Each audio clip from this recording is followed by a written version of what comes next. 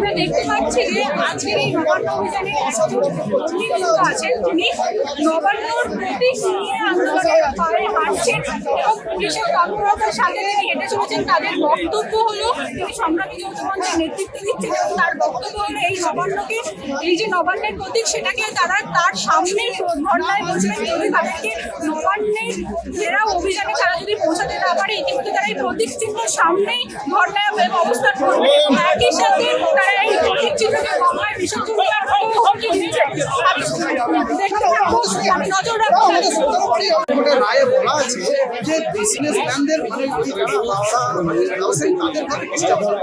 ভালো করে আইনটা পড়ুন, আমরা আইনটা জানি, আমাদের লয়াররা এবং সবচেয়ে বড় কথা এই তিনি কোর্টে গেলেন 24 সালে, আমাদের লয়াররা সেখানে কোনো মানে চিঠি পেলেন না, জানেন না, ইন্টিমেশন পেলেন, নোটিফিকেশন পেলেন, তিনি একতরফা ভাবে তোলেন। ওর তো সব আমাদেরও আছে, আজকে সোমবার মঙ্গলবার পরে আমরা দেখে নেবো। আসলে প্রতিপক্ষ যদি শক্তিশালী হয় আমি এইভাবে পালিয়ে যাই।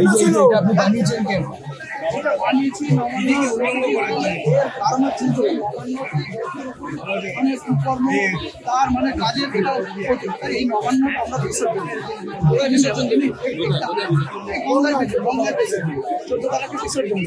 এখান থেকে যত কর্ম অপকর্মগুলো হচ্ছেন গোটা রাজ্যবাসীকে বঞ্চিত করছেন, হ্যাঁ, রাজ্যের মানুষকে তিনি বিরক্ত করছেন।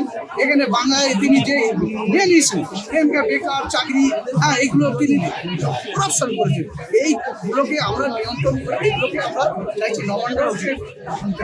নবান্নটা বিসর্জন দিতে হবে। নবান্ন ধ্বংস হলেই দেখবেন সব কিছু বেআইনি, মানে আইনটা জানে না, পুলিশ আইনটা জানে না,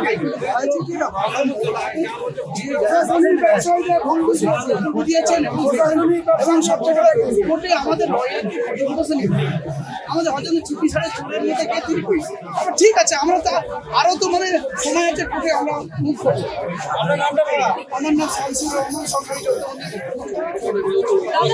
প্রতীকী নবান্ন নিয়ে সংগ্রামী যৌথ মঞ্চের নেতৃত্বে এক সংগ্রামী যৌথ মঞ্চের কর্মী সে প্রতীক নিয়ে নবান্নর প্রতীক নিয়ে এগিয়ে চলেছে এবং একই সাথে আমরা দেখতে পাচ্ছি যে ড্রোন পরিষেবাও পুলিশের প্রশাসনের তরফ থেকে ড্রোন পরিষেবা চালু করা হয়েছে, তার মাধ্যমে তারা নজরদারি চালাচ্ছে এবং পুরো পরিস্থিতি এই মুহূর্তে কিন্তু খুব উত্তাল।